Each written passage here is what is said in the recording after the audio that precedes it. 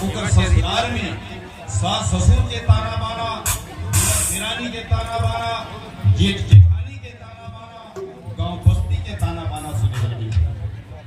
नारी मन के जीवन तभी सफल होते जब वो एक न एक दिन कोनो लड़का के महतारी हो, और जब वो दौर से जब गुजरते तो वही हमारे बहनी बेटी की अंदर से एक पुकार निकलते, मैं कोनबन में निकल के मारो दीदी वो और गोरन में एक वो उन्होंने बात नहीं। अब ये गीत की प्रस्तुति आदरणीय पार्वती मुकेशकर जी के बाद में आप हमें हीरू भारद्वाज जी आपकी तरफ से 200 रुपये के सम्मान किया है। पुरस्कार के लिए आदरणीय जिला बहुत बहुत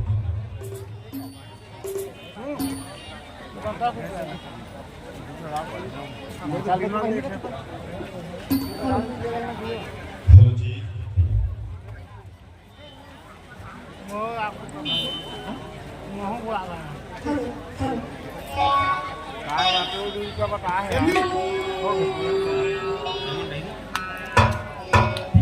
मेरा पान थोड़ा एकदम जर्दा वाला नशा चढ़ जाए।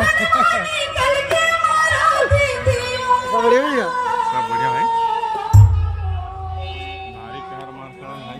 कहाँ कहर मारता? गरीब आदमी पान मार दिया। क्या करे पान? बनवा दे रहे। बना भैया सुपारी चिप्स डाल के लेके जा।